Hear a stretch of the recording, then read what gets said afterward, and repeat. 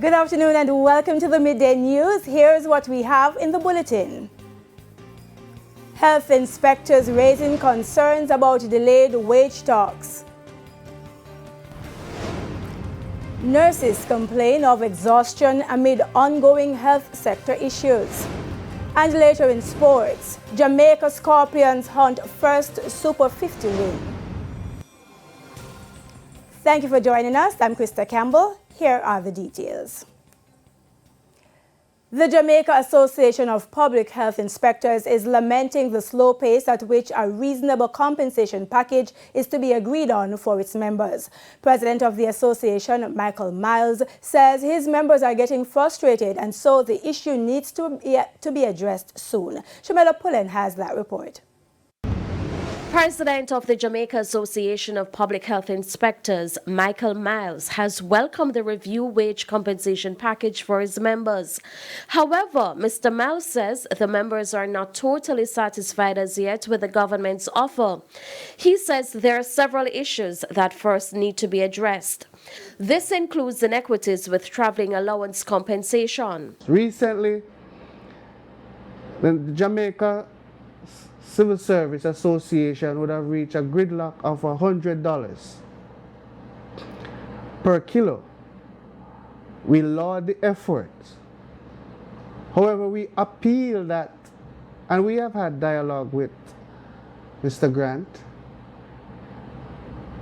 We would have appealed that the $100 would not be satisfactory. We are looking at a minimum of $150 to be compensated satisfactorily. And there is more. A movement of the present scale for the compensation at the scale for the grade 1. We have to have a further dialogue because the entry point of the inspectorate is where we have the majority of our officers. And we have to ensure that they are compensated satisfactorily at the entry level.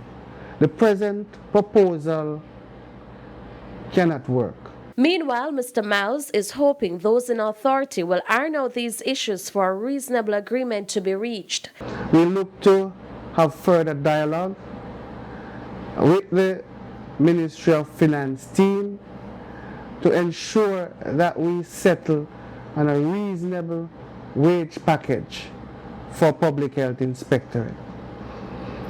Yes, it is said that it's not a wage negotiation, it's a compensation review, but I believe it's an all-in-one process. Shamela Pullen, TVJ News.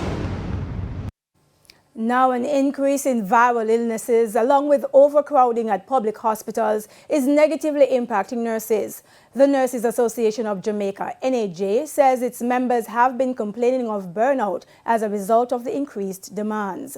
In recent weeks, the Health Ministry implemented new measures, including free health care for children 12 years and younger at the University Hospital of the West Indies to address the challenge. However, speaking on the morning agenda on Power 106 this morning, NAJ President Patsy Edwards-Henry said there will still be overcrowding challenges. Bustamante is still the only hospital with the various specialities. And while we have wards and departments and areas and units in the different hospitals and areas that can cater to some of the needs, when it comes on to the specialities and the highly specialized skills that are needed, it is going to end up at Bustamante. She explained that the chain of issues and demand have been taking a toll on her members. We did get complaints from a number of, not just Bustamante, but a number of hospitals.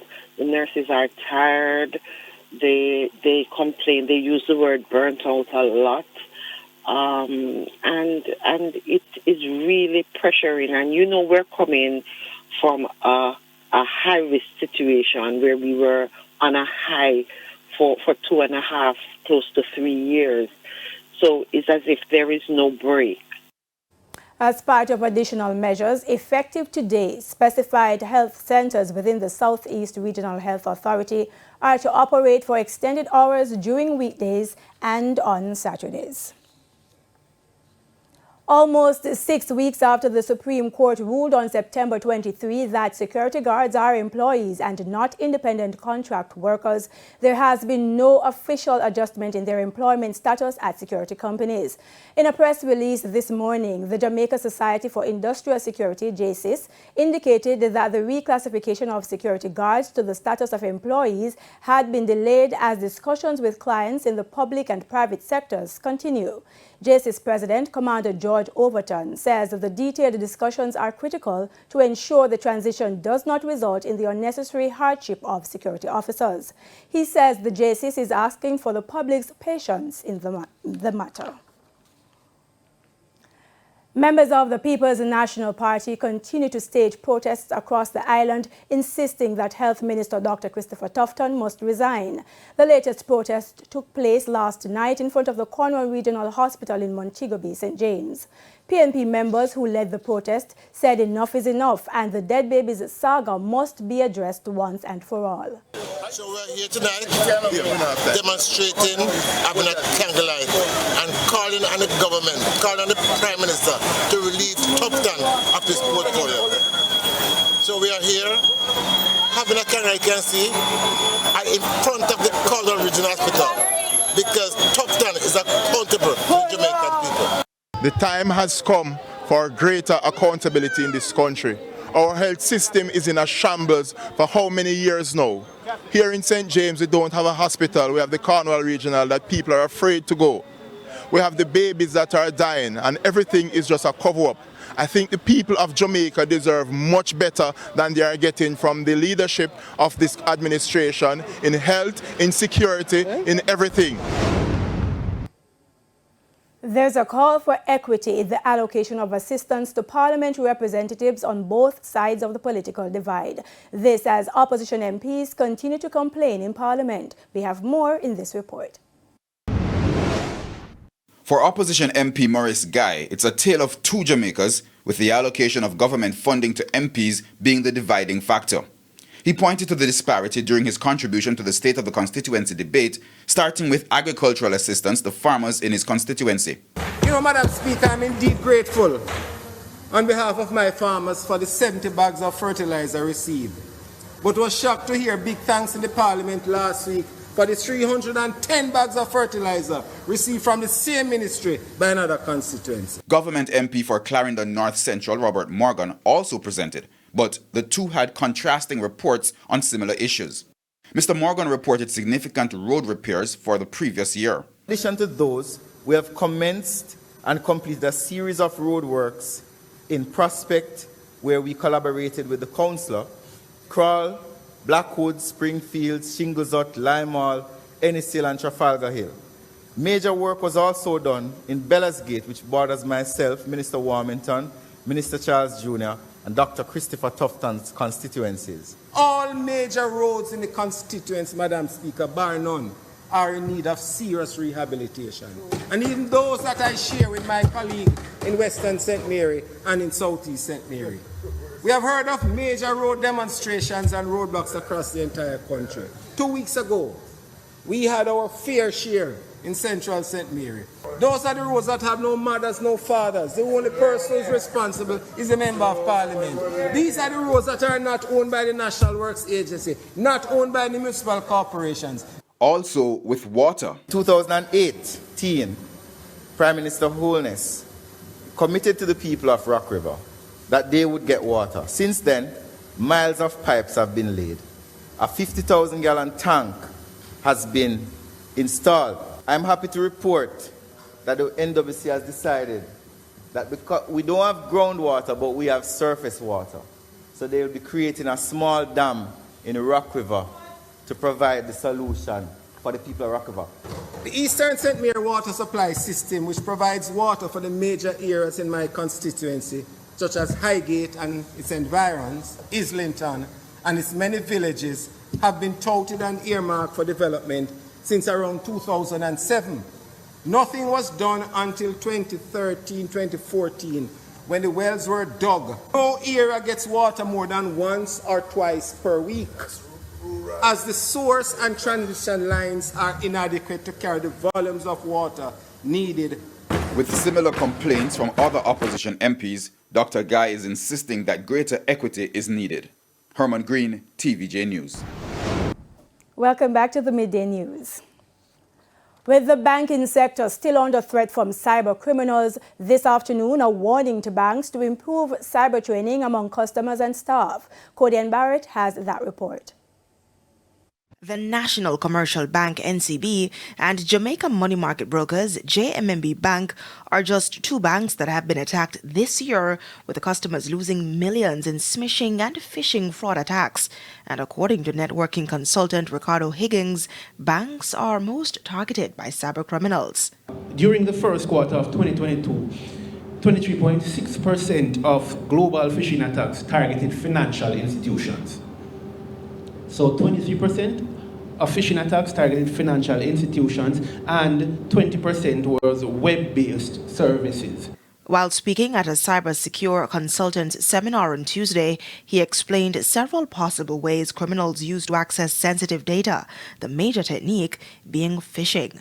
A phishing attack is when an attacker uses crafty methods to get persons to release information. It might be different from the definition of there, but it's basically the same thing, right? They use crafty methods, basically social engineering techniques, to get you to leak information so that they can use that to carry out their attack. Mr. Higgins is urging everyone to be vigilant to protect the organization by following guidelines for cybersecurity. Make security a part of your daily lives. If it's not in your organization, make it personally. Make it personal so that you don't click on links, you don't go certain places on the internet, you don't do certain things, you don't release too much information. As the previous speaker said, don't put out too much information, be security conscious, and lastly, report strange activities. Codian Barrett, TVJ News. Let's go now to the business minute. Here again is Codian Barrett. The construction of Fontana's branch in Portmore St. Catherine is facing delays due to supply chain issues.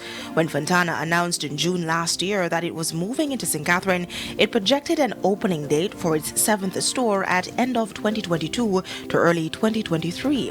According to its CEO, Ann Chang, the new projected opening date is summer 2023, stressing that the builder issues were related to supply chain problems and had nothing to do with Fontana, as they were on track from their end. In business internationally, the Bank of England has warned that the UK is facing its longest recession since records began, as it raised interest rates by the most in 33 years. In its outlook for the UK economy, it said the country would face a very challenging 2-year slump and unemployment will nearly double. It lifted UK interest rates to 3% from 2.25%, the biggest jump since 1989. It takes a borrowing cost to their highest since 2008, when the UK banking system faced collapse. That's it for the Business Minute. I'm Codian Barrett. And it's now time for the top regional and international stories. The UN Committee on the Rights of the Child, CRC, has called for immediate action to save young lives in Haiti amid the triple threat of cholera, malnutrition, and violence. The committee members urged the international community to support authorities in the Caribbean country in guaranteeing the rights of millions of boys and girls to live, grow, learn, and thrive. Last month, the UN Secretary Council unanimously approved a sanction regime for Haiti targeting gang leaders and those who finance them, in a bid to ease months of violence and lawlessness that have fueled the humanitarian crisis. Amid the surge in violence, children's rights to life, education, safe water, sanitation, health, and nutrition are under threat. The UK committee said in a statement, amid the surge in violence, children's rights to life, education, safe water, sanitation, health, and nutrition are under threat. It added that escalating insecurity has meant that most have not gone to school since the start of the academic year on October 3. UN Children's Agency, UNICEF, has projected that nearly 100,000 children under the age of 5 face severe acute malnutrition, an alarming situation as malnourished children are at even greater risk of cholera. Pakistan's ex-Prime Minister Imran Khan was shot in the foot at a rally on Thursday in an assassination attempt. A bullet hit Khan in his foot after an unidentified gunman opened fire. The former Pakistan cricket captain was taken from the rally site just outside the town to receive treatment in Lahore. At least 3 other people were injured by gunfire. The extent of the other injuries is not yet known. On October 21, the Election Commission of Pakistan recommended that Khan be disqualified from holding political office for 5 years, a move likely to further inflame political tensions in the country. The commission said its decision was based on the grounds that Khan made false statements regarding the declaration of the sale of gifts sent to him by the leaders of Saudi Arabia and Dubai while in office, an offense that is illegal under the country's constitution. And that's it for the top regional and international stories. I'm Cody Ann Barrett.